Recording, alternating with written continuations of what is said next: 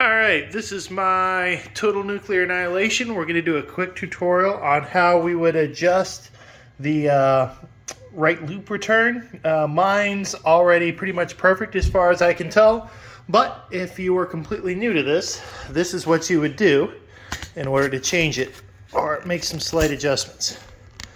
So, the first thing we're going to do is we are going to take off the playfield glass.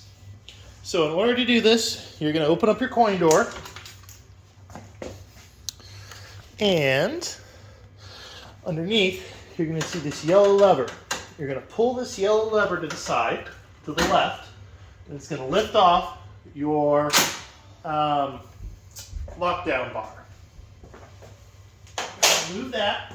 From here we're going to close the door. And we're going to remove the glass. You have to close the door because if you don't and you bring the glass out, it's possible to hit it on or scrape it on the top of the coin door there. So we're going to pull this out and we're going to set it off to the side. Now we're not going to set it down on concrete. We're going to set it down on a linoleum floor in this case. And if we got kids around, we're small animals, we're going to keep them away. Now that we have this removed, we can take a little bit of a closer look. So we can see that this bar here, this sheet of metal, is mounted here. I can guarantee you there's going to be a wing nut on the underside. There's also some plastics up here that we can pull if we want to take a look at a little bit closer. So pulling plastics off the top is really pretty easy. I don't know if we need to do this, but I'm going to show you how to do it in case just so we can get a better look at the top side here. All right, I think you can see that. So there's 1, 2, 3, 4 screws, or 2 nuts and 4 screws. When I do stuff, I always use a magnetic bowl so that I don't lose track of what it is that I'm moving. So 2 of these are screws. So I'm just going to take a standard number 2 Phillips head screwdriver. I'm going to remove it. I'm going to do the same on the other. Okay, 2 screws, and I have 2 nuts there. And those look like 11/32 nuts. Let's see if they are. They are.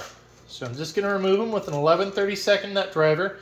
If you don't have nut driver, you can buy a cheap set at Home Depot or order them online. You can get fancy ones with magnets in them. But from here, all I'm going to do is I'm going to simply lift that up. You've got your plastic protector and you have your regular plastic depending on which version of the machine you purchased. I'm going to set these to the side and not lose them. I'm going to put those nuts back in here. Now if I look at this from the top, I can see that I have something screwed in from the bottom, and there's a rubber here. Now I could adjust that rubber, sliding it around, maybe turning it a little bit inside or outside. You'll see that over time on a lot of these, some of them will get like really dirty in certain spots, and you can either clean them really good or just rotate them. So from here, it's clear that I have to make an adjustment on the bottom.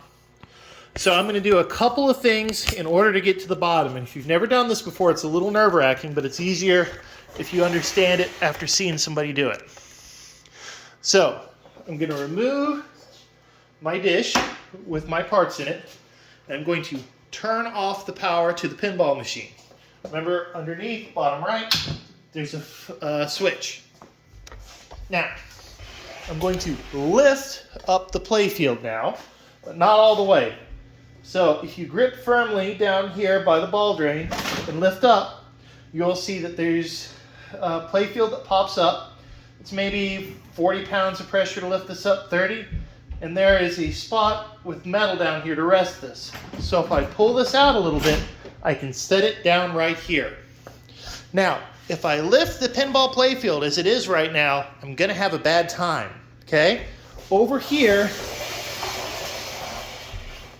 you can see there's a spot where the ball ejector shoots the balls out. You have to take the balls out because if you don't and you lift this up, they're just going to flop straight down. So what I'm going to do is I'm going to remove the balls by hitting this up here firmly with my finger. Now I have this off, and if I do this, it shoots a ball out. 1, 2, 3, 4. So nothing past 4. I'm going to take these balls and I'm going to set them off to the side. I'm just going to put them in my Pinball. Now, this next part is a little harrowing if you've never done it before, but it's perfectly fine. So what I'm going to do is I'm going to pull this out a little bit more, and then I'm going to rest it so that the playfield hits up here. Now, this is a particularly nice machine. It's got a clear coat butter cabinet, whatever you want to call it. So what I'm going to do is I'm going to take a towel or a shirt or something like that, and I'm going to rest it across the top of the cabinet up there so that when the pinball machine playfield hits it, it doesn't scratch anything. You don't have to do this, but out of an abundance of caution with something nice, I usually do it. So now, I'm going to just pull this back a little bit.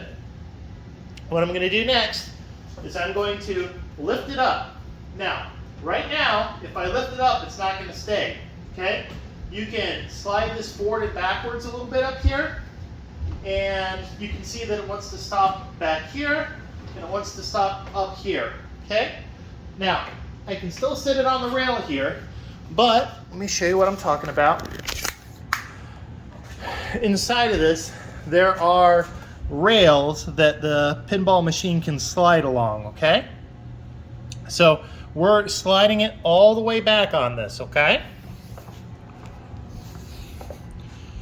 So I have it slid all the way out as far as it'll go, and now, since I've removed the balls, I can lift it up like this. Now, there's all sorts of craziness on the bottom of this. Okay, and I can arrest it up top. You can see in here, I'll show you again. In here, there's a spot for the playfield to rest where it's not going to be able to slide past this unless you lift up and do some really weird stuff. Now, what we're going to do is we're going to take a look and we're going to see if we can find the corresponding piece that we want to adjust. So what I'm going to do is I'm going to look around on the front and I'm going to see that my metal guide is right here. Okay?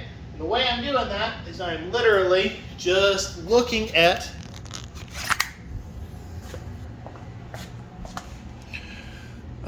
where that piece of metal was. Here's where we removed the playfield plastic, and the little metal bit stops here. So literally just following your finger around on the other side, you can see, whoops, right there is the little nut that we want to adjust. So what I'm going to do is move this camera,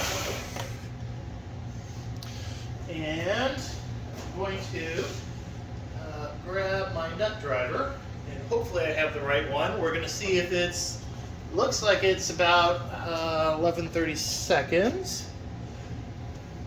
Take this in here, and it fits.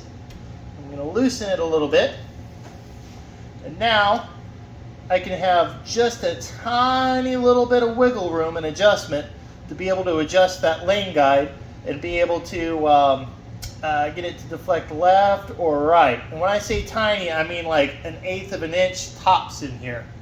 Now, if after I did this, I still needed to adjust it ever so slightly, so all I'm going to do now is wiggle it back and forth a little bit, get it to the exact spot I want, and I'm going to tighten it back down, and I'm going to make sure it's nice and tight.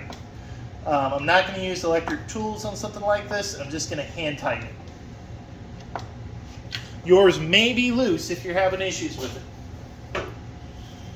So that's it. That's our little adjustment.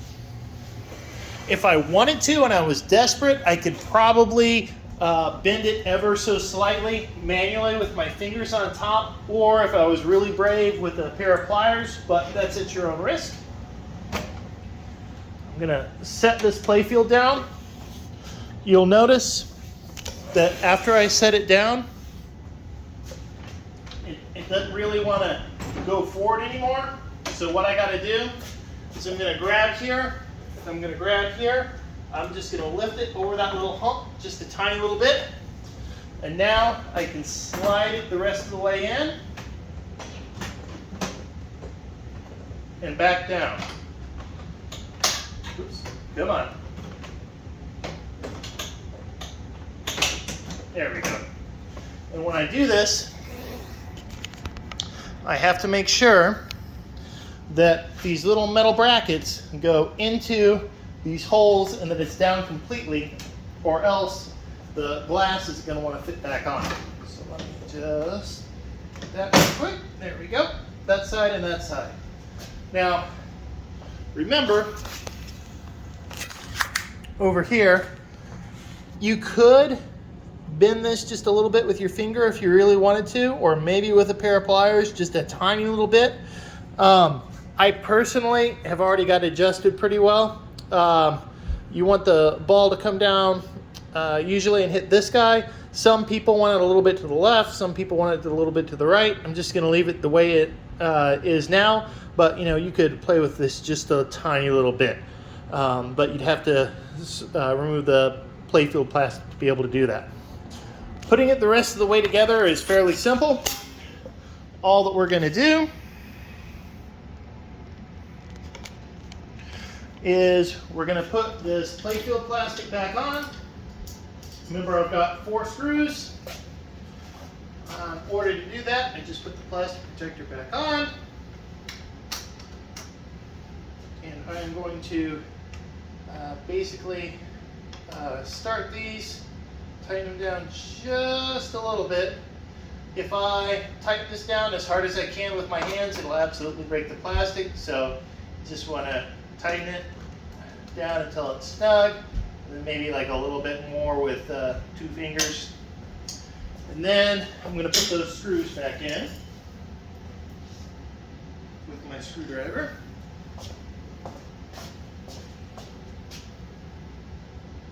Pretty simple. Now, before I put this back together and turn it on, something that I almost always forget to do is put the balls back in. So, we'll put the balls back in.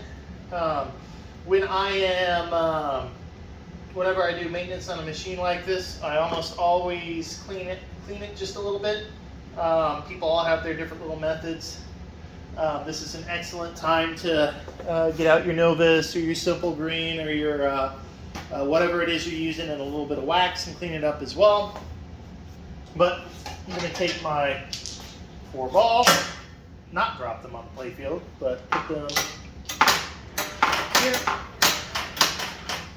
I'm going to take my glass. I'm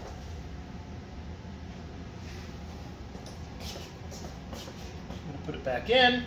Sliding it up here, sliding it in, and the last piece is going to be